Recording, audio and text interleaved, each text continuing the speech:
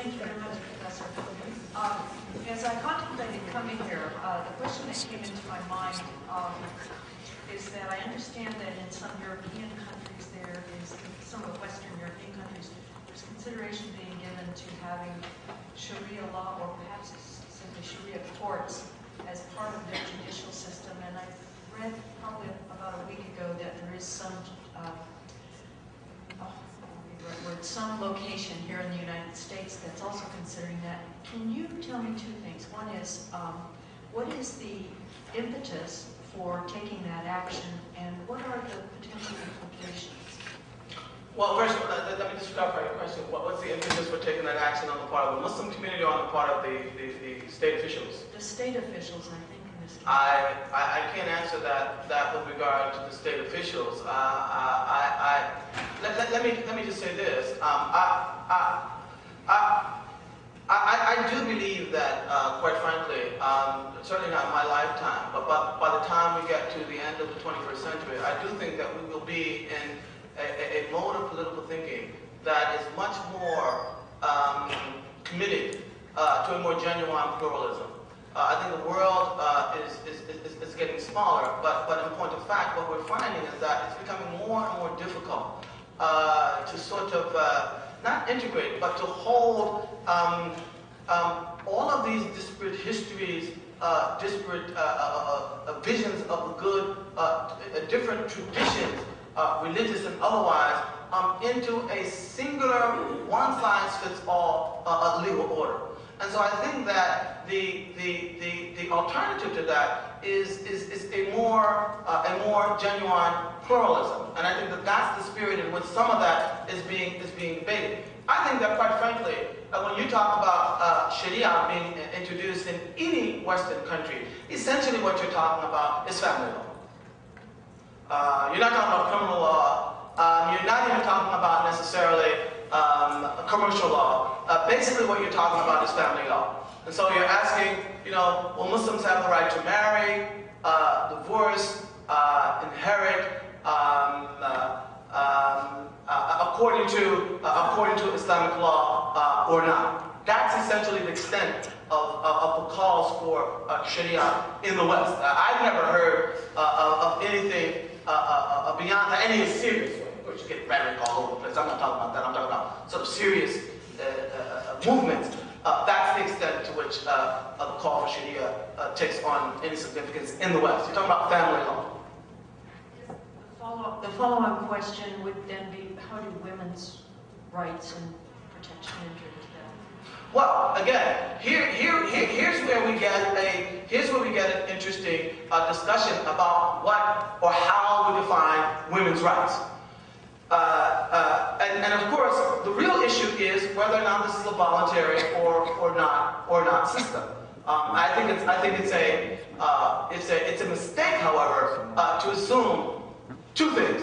First, that all Muslim women will simply join, yes, we want Islamic law, all right? Because that will not be the case. But also to assume that all Muslim women will say, no, we don't want Islamic law. We prefer American inheritance laws over Islamic inheritance laws. Because there are Muslim women who simply say, I believe that this is what I'm obligated to do in order to live the kind of life that is pleasing to God. And I want the right and the ability to be able to do that.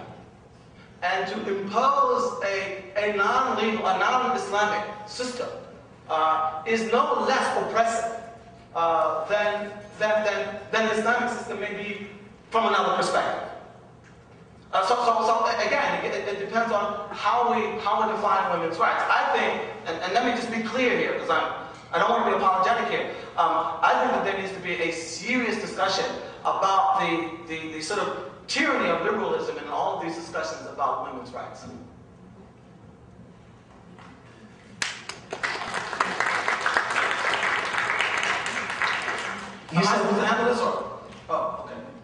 You said that Muslims understand the difference between Muslim and non-Muslim areas, Muslim and non-Muslim laws. I'm going to say something that's going to be a little controversial. What about the What about the Jidlin Poston? The cartoon of Muhammad as a terrorist. I mean, obviously, the first reactions that they had, stomping on the Danish flag, barring people, people who said, I'm not going to sell any more Danish material, that was perfectly fine. But when it started going to murder, that's when it turned very ugly. What do you think about that? Well, I think that a friend of mine, Zaid Shaffer, wrote a column in which he called it the clash of decadence. Clash of uncivilization. Clash of the uncivilized, yes. I think it's ridiculous. I think that, I think that, again, there are many things that we can do legally that we should not do ethically. And I think that there are a number of things I wanted to say about this. Look, personally, and we're on tape here, aren't we? Personally, I was not offended by the cartoons. Which is not to say that I'm not, I'm a Muslim, and that the personality and the person of Muhammad is sacred to me. There's no question about that. But I don't think that by drawing a little guy with a turban on his head, that's Muhammad. I thought it was ridiculous. And I think that what we're really seeing here is reaction to the fact that, put it this way, what do you think would have happened if those cartoons had emerged out of Guatemala? What do you think would have happened? No, Guatemala. Why? Well, even if they noticed, they would have probably, silly Guatemalans, or something like that. But it's the fact that, as I said, the West has come into this power to define that has people reacting out of hurt because they feel helpless in the face of this voice that can define them in ways that they feel no way of sort of getting from underneath. All right? Having said that much, the reaction to me and to every single solitary, intelligent, informed Muslim jurist I've ever talked to was completely non-Islamic. And I think that, again, I mean, Christians do things all the time that we don't attribute to Christianity. I mean, why does this reaction have to be necessarily representative of Islam? Yes, there are Muslims, and they're acting out certain sentiments, but that doesn't make them Islamic. If I can just Sure. quick follow-up. A lot of people would say that, for example, A lot of people would say that, for example, bombing abortion clinics, which I also strongly disagree with, is part of their Christian faith. A lot of people would also say a lot of things that are very hateful are out of their Christian faith. So it's very hard for a lot of people to see the difference between what they say is Christianity and what the majority says. And same thing with Islam. Well, yes, but look. If we bring any issue that Christians do to the people who have the authority to define Christianity, and they say this is Christianity, then that's Christianity. But to simply say that anything that a person who's wearing a cross does is Christianity, I don't think that's fair. In the same way, anything that anybody who has a Muslim name does is Islam. I don't think that's fair, and I think we know this is not fair. And I think that, we in the West have to think about why we allow ourselves to go down those kinds of alleys. All right? Look, let me just ask you this, and I promise I'll get to your question in a second. If I were to bomb the local KKK headquarters, why would you say I did that? No. What if I quoted for you chapter and verse from the Quran? What would you say then? No, he's just using the Quran as a justification. The real reason is what? Because we know that history. We know that history. All right? But then, some Muslims do something and go get me a copy of the Quran. No, I mean, really, this is, the world is too small We have too much destructive capability. And we have, the ability to communicate, both positively and negatively, in unprecedented ways. All right? We all have to be responsible, more responsible. All right? Not only for what we do, but how we validate the way that things are brought to us. I mean, we should not be taken up in these things. Yes? Okay. Well, I have two things, if I may. The first thing is that I think if all Muslims believed what you said here today, then we wouldn't have any problems. Like there would be no problems. It's called life. Yeah, life. no clash of civilizations or talk that or anything. But like there are some people who, I mean, I don't want to get into an argument whether they're Muslims or not, who would disagree with almost everything you said tonight. And I think that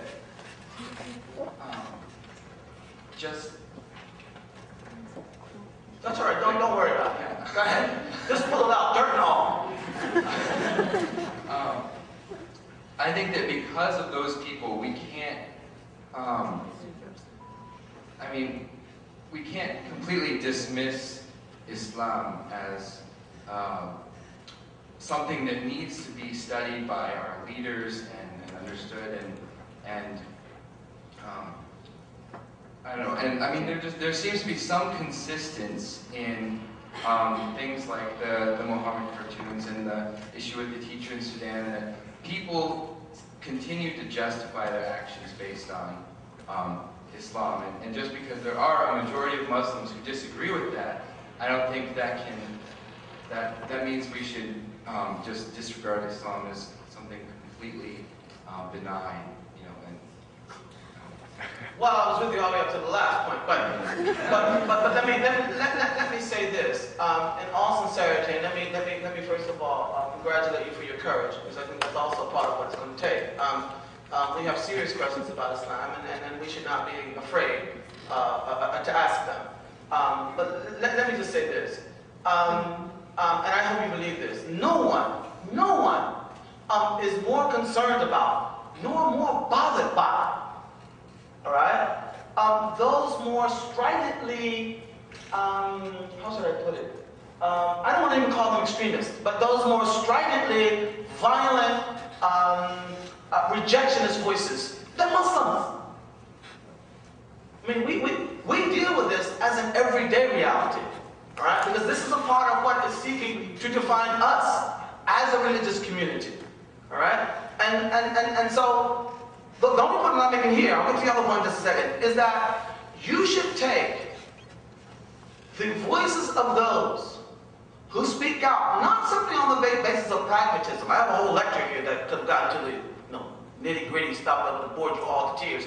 But on the basis of a serious indulgence of the most authoritative articulations of Islamic tradition, and who seek to come to terms with precisely these kinds of problems. This should be taken seriously. That's number one. Number two, if any religion in the world had to live up to the criteria that said, we will only assume that you guys are okay when nobody in your community says anything stupid. I don't know what religion would survive that. Third, there are dislocations in the Muslim world. And the Muslim world is in a state of transition. And there are developments that are going on in the Muslim world. Very positive developments. People who used to be committed to violence, for example. I have to give a lecture a few weeks from now on the group who killed Anwar Sadat. They have come 180 degrees to completely renounce violence. This is happening. We don't hear about this, but it's happening. All right. So there are developments in that regard.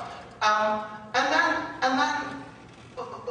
finally, I mean, look, I think America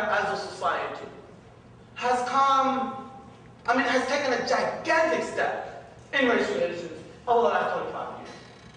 But if I wanted to, I can still find concrete justifications for saying that, I don't know, they still, do you understand what I mean by that? And I think that the same courage that I have to have to want to accentuate the positive in that regard, a little more indulgence may be due with regard to Islam.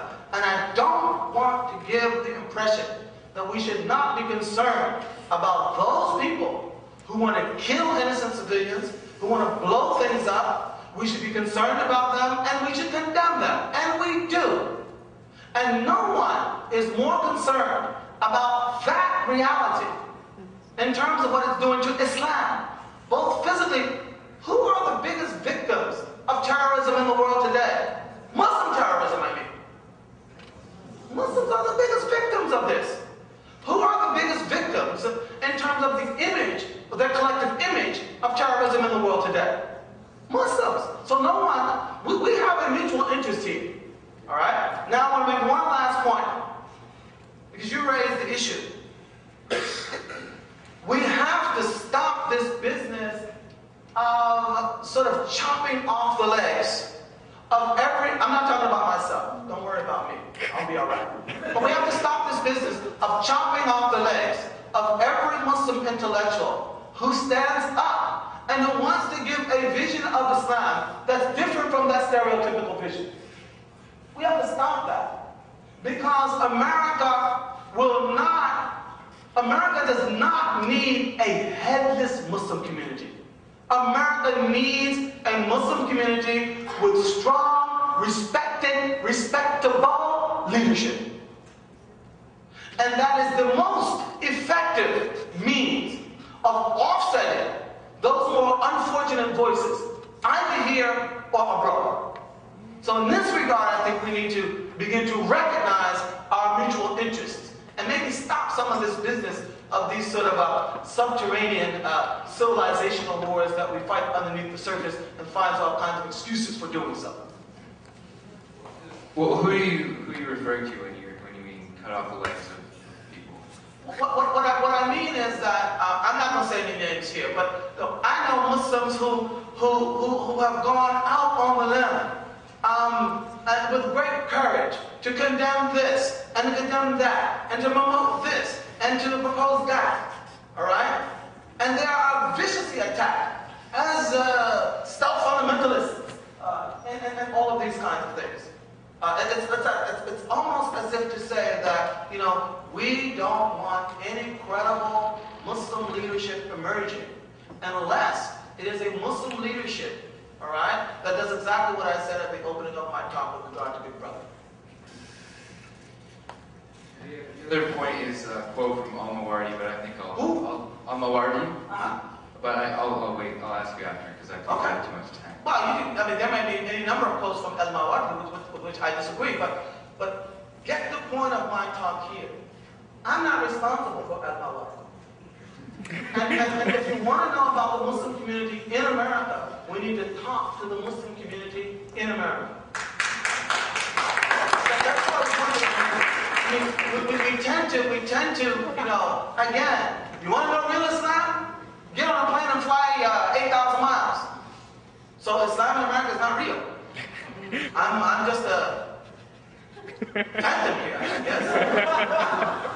No, I'm very serious about that. And by the way, Muslims are the first ones who need to understand this.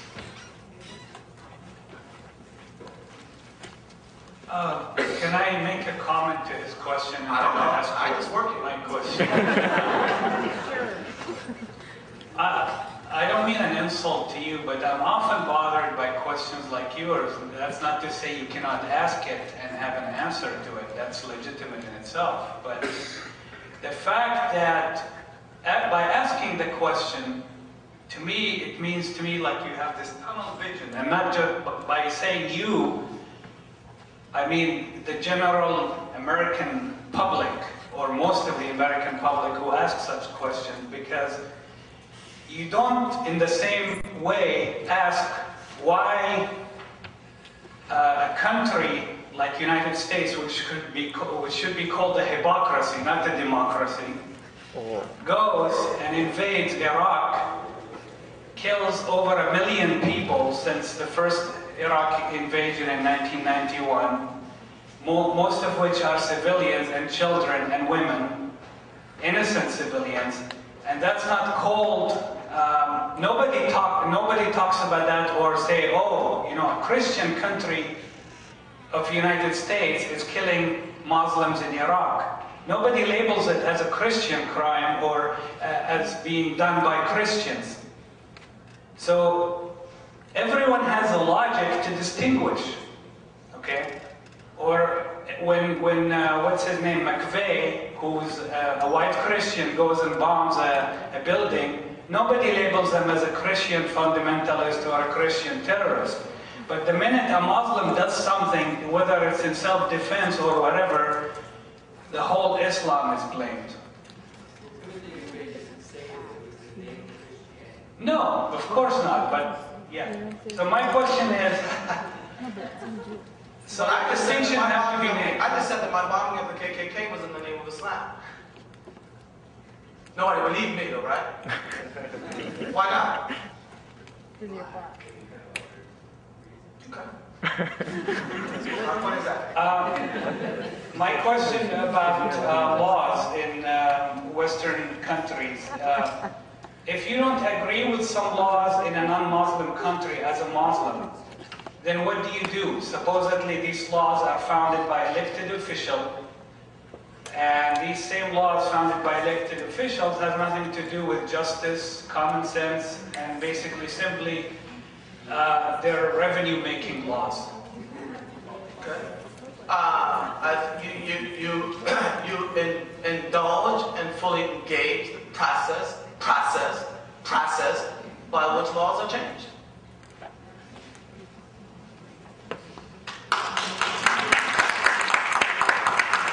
Assalamu alaikum. Thank you very much for your talk. First, I would like to say that I'm not a scholar, so if I say something wrong, please forgive me. I would like to ask you the question regarding freedom of speech, because I think that is a very important area that forms not only the American democracy, but also the whole Western Enlightenment understanding of freedom of speech and the Muslim understanding of freedom of speech. It seems to me that there is a big gap, and how can we bridge that gap?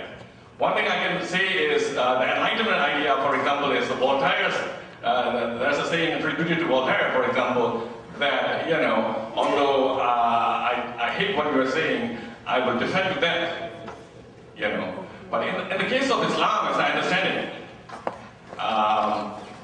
in the maqasid of Sharia, there's one thing in the protection of religion. How can you, or how can anybody, you know, stand by when somebody is criticizing the Quran, Allah, Prophet, Hadith, and all that, okay? And as I understand in the case of Prophet Muhammad's biography, that there were a couple of 2-3 poets that were dispatched because of their Dispatched. well, with extreme, you know, prejudice.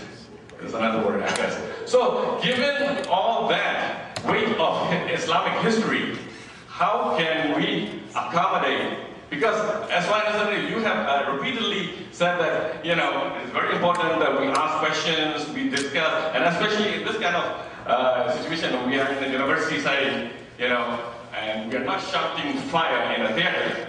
But it seems to me that for most Muslims, whenever there is a criticism of the religion, of the Prophet, or anything comes by, then they say, oh, this is like a shouting fire in the theater. So, you know, unless we can bridge this gap, it seems to me that there is going to be, you know, a big clashes.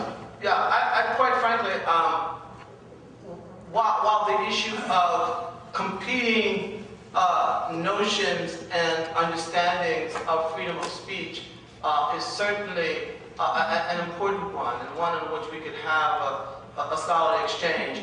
I don't think that most of what is happening with regard to Muslim reactions to the exercise of freedom of speech has necessarily to do with different conceptions of freedom of speech. What it has to do with is differential levels of power, by which I mean the following. And I've had conversations with Muslims that confirm this.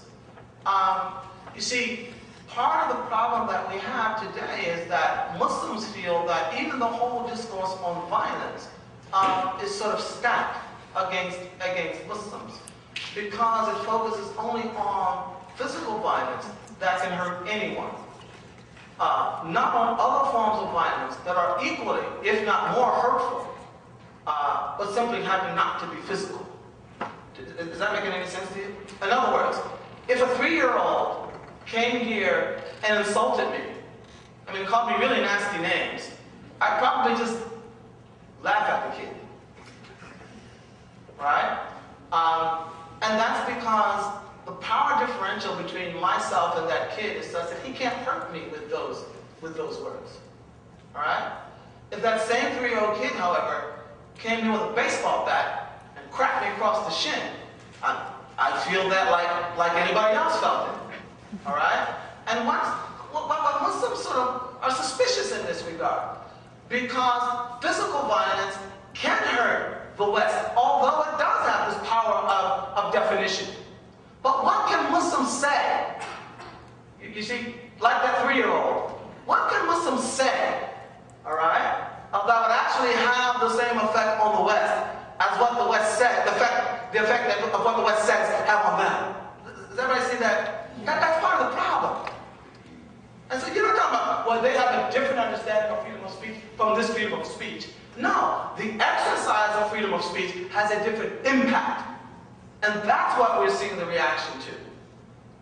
And even if we talk about, okay, let's come up with, even if we talk about different perceptions and we arrive at a Muslim understanding, let's say, that is exactly the same as the Western understanding, those reactions will still be there because the hurt will still be there.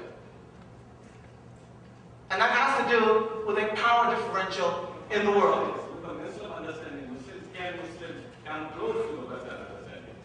But my point is, I mean, that's something to be, explored in a more scholarly vein. My point is that it won't make a difference. Much of a difference. I mean, you may have freedom of speech. Look. Can President Bush, Obama, or anybody use the N-word? Well, that's the point. Why? It's freedom of speech. That's the point. Bob, every time I come to Stanford, I always hard questions. It's a great place. So I'd like to possibly get your commentary on a different matter with respect to the perceived conflict between Muslim laws or Muslim rights, say, with Western laws or U.S. laws in particular. I've heard people gripe about the fact that, who's America to say I can't have a woman on the line? Polygamy is illegal here, but it's allowed.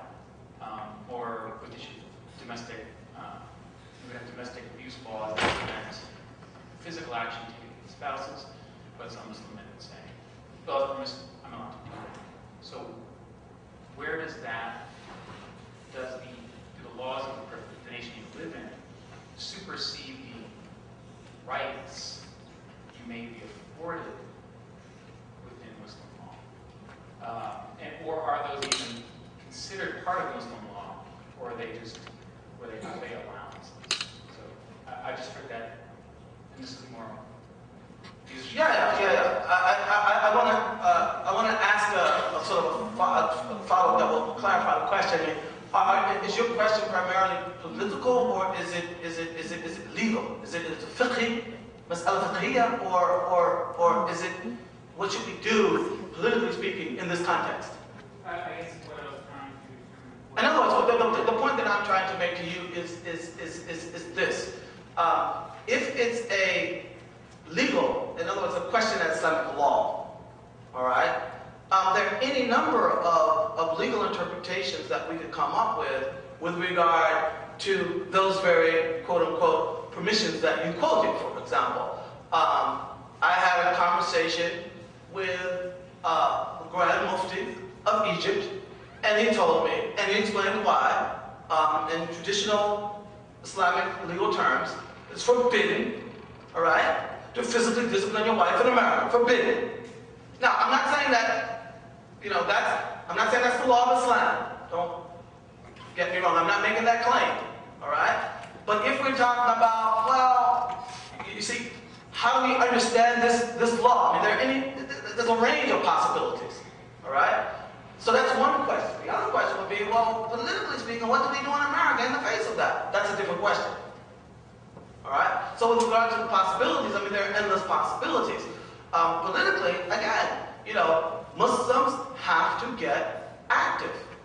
But before Muslims getting active really have very much effect, I think that the first priority of the Muslim community in America has to be to indigenize the discourse of Islam. To indigenize the discourse on Islam.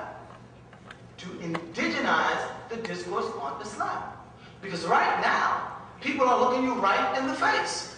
And they're talking to you and thinking about things that are happening 8,000 miles away. And all I can imagine in terms of the kinds of proposals that you may bring forth is what they see on television. And that is because the Muslim community has failed, and in my opinion, continues to fail to indigenize the discourse about Islam.